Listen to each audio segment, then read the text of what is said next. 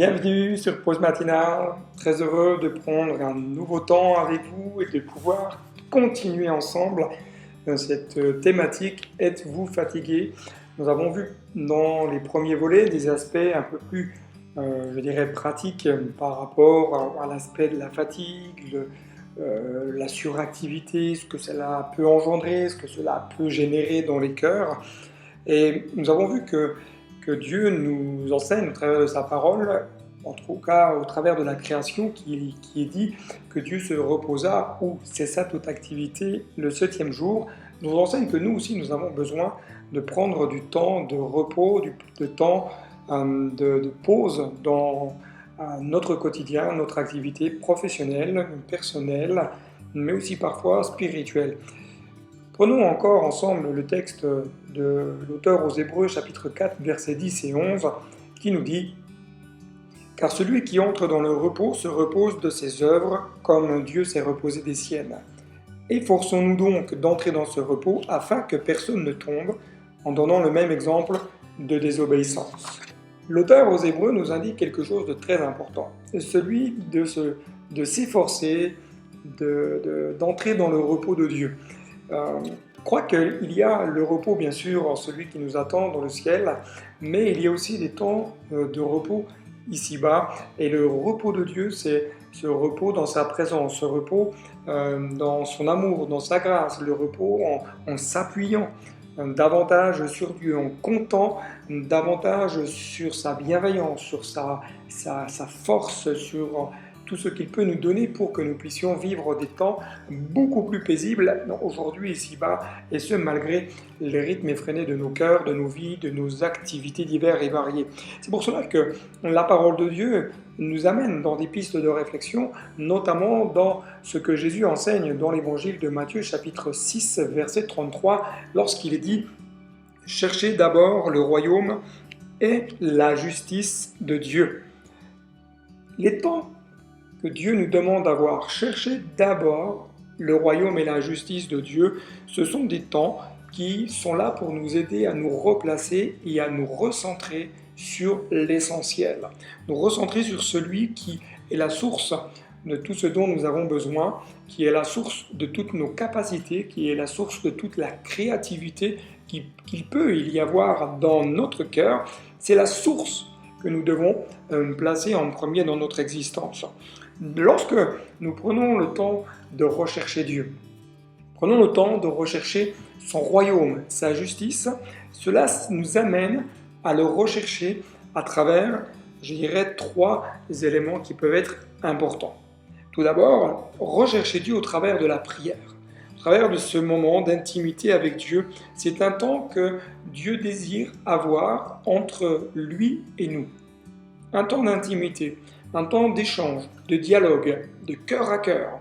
Un autre élément au travers duquel Dieu nous amène à le rechercher, c'est au travers, bien entendu, de la lecture de la parole de Dieu. C'est un temps entre vous et Dieu également. C'est un temps où Dieu veut vous parler, veut vous révéler ses plans, sa volonté générale, mais également sa volonté spécifique. Dieu veut vous parler, mais Dieu peut aussi parler par la lecture de livres très édifiants, qu'il est aussi important de pouvoir lire, des livres d'études bibliques, des livres de ressources, des livres divers et variés, sont autant d'éléments par lesquels aussi Dieu veut aussi se révéler. Nous avons besoin, chers amis, de prendre du temps pour nous recharger et recharger nos batteries. Pour ce faire, il y a plusieurs façons dont nous pouvons procéder, qui peuvent nous aider, en tout cas, à grandir. Et c'est à nous de trouver laquelle de ces manières est la plus adaptée à notre existence, à notre personnalité. Cherchez premièrement le royaume et la justice de Dieu, et toutes ces choses vous seront données par-dessus. Quel texte merveilleux! Un texte que nous avons déjà sûrement entendu en prédication, que nous avons sûrement déjà lu, que nous connaissons sûrement par cœur.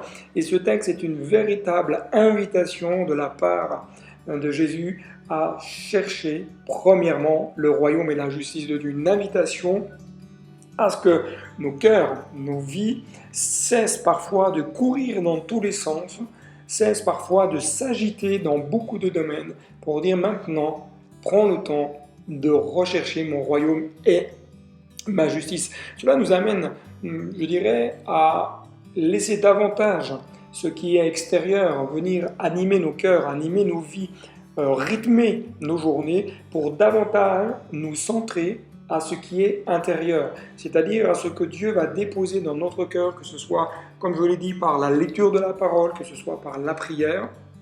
Le Saint-Esprit est là pour nous éclairer, nous enseigner et nous faire connaître le cœur de Dieu. Et nous avons besoin, dans ces temps, dans ces moments, de rechercher d'abord, premièrement, ce qui est prioritaire. Regardons juste en quelques instants ce que Jésus enseigne notamment dans ce texte. Notamment, Jésus va dire « chercher ». Chercher nous signifie littéralement que nous sommes appelés à désirer premièrement, à viser premièrement le royaume de Dieu et à nous efforcer. Cela demande de l'effort, de rechercher ce que Dieu désire, ce que Dieu veut pour notre existence, pour notre vie. Cela demande parfois de l'effort, de chercher la direction que Dieu veut nous donner. Nous sommes clairement invités à combattre contre notre nature première, qui est celle de laisser soit une vie s'écouler tranquillement, soit parfois de se laisser submerger par de nombreuses activités, priorités qui passeraient avant ce que Dieu veut. Alors que la pensée de Dieu, elle essaie d'inviter chacun et chacune à devenir acteur de sa propre existence. Je crois que nous sommes appelés chaque matin à viser cela, à viser ce que Dieu souhaite, à viser le royaume de Dieu, à viser pour notre vie ce que Dieu veut, à viser l'avancement de ce que Dieu désire, à faire des efforts pour vivre conformément à la direction que Dieu souhaite. Dieu dit, mais cherchez d'abord quoi? Mon royaume. Le royaume nous parle du royaume de Christ. Il ne parle pas d'intérêt personnel, il ne parle pas d'objectif personnel, mais il nous dit, mais recherchez ce qui est important pour moi. Là où je veux démontrer toute ma présence, où je veux démontrer ma puissance, où je veux démontrer ma grâce, où je veux démontrer mon amour, où je veux démontrer tout ce que je veux faire encore aujourd'hui dans ce monde et au travers de notre existence. Dieu veut, au travers de l'avancement de son royaume, nous montrer toute la puissance de son nom pour la guérison, pour la délivrance, pour la réponse à nos prières. Et le reste, c'est-à-dire tout ce qui passe après, ce n'est pas ce qui n'est pas important. C'est ce qui n'est pas important aux yeux de Dieu, ce qui est secondaire aux yeux de Dieu. Le reste, Dieu va s'en occuper. Ce qui est pour nous peut-être urgent, important, nécessaire ou complètement nécessaire, passe en second plan pour Dieu. Ce qui est important pour Dieu, c'est qu'on recherche d'abord son royaume et sa justice. Lorsque nous plaçons Dieu au centre de notre existence, alors le reste, Dieu y pourvoit. Dieu nous donnera même, nous dit la parole de Dieu, au-delà de tout ce que nous pouvons espérer. Imaginez recevoir de Dieu au-delà, aujourd'hui. Placez Dieu en premier et vous recevrez au-delà de ce que vous pouvez imaginer. Et cela dans tous les domaines de votre vie, financier, matériel, travail ou autre. Dieu veut vous donner au-delà. Dieu ne veut pas vous donner peu, mais Dieu veut vous donner en abondance, au-delà même de tout ce que vous pouvez penser et imaginer. Dieu a des réserves d'abondance pour chacun et chacune d'entre nous ici-bas. Je voudrais vraiment juste vous inviter à prendre cette décision de cœur aujourd'hui en disant, mais je vais chercher le royaume de Dieu. Lorsque je vais me lever, lorsque je vais commencer peut-être ma semaine ou ma journée, je veux d'abord chercher son royaume, je veux d'abord chercher sa face, je veux d'abord me tenir dans l'intimité de mon Dieu, prendre un temps de cœur à cœur avec Dieu, et le reste, je sais que Dieu va s'en occuper. Commencez d'abord par vous préoccuper de ce que Dieu souhaite, commencez d'abord par vous préoccuper de ce que Dieu désire, tout d'abord en écoutant sa voix. Prenez le temps de l'écouter. Souvent, il y en a parfois qui disent « Oui, mais j'entends pas Dieu me parler », mais parce que nous ne prenons pas le temps d'écouter Dieu parler. Laissons le Saint-Esprit venir nous révéler le cœur du Père. Laissons l'amour de Dieu venir se déverser en nous. Vous savez, je crois que souvent, nous déversons notre cœur devant Dieu, où nous lui exprimons tous nos soucis, tous nos fardeaux, toute notre tristesse, toute notre joie également, mais que nous ne prenons que très peu de temps en réalité pour laisser l'amour de Dieu se déverser en nous.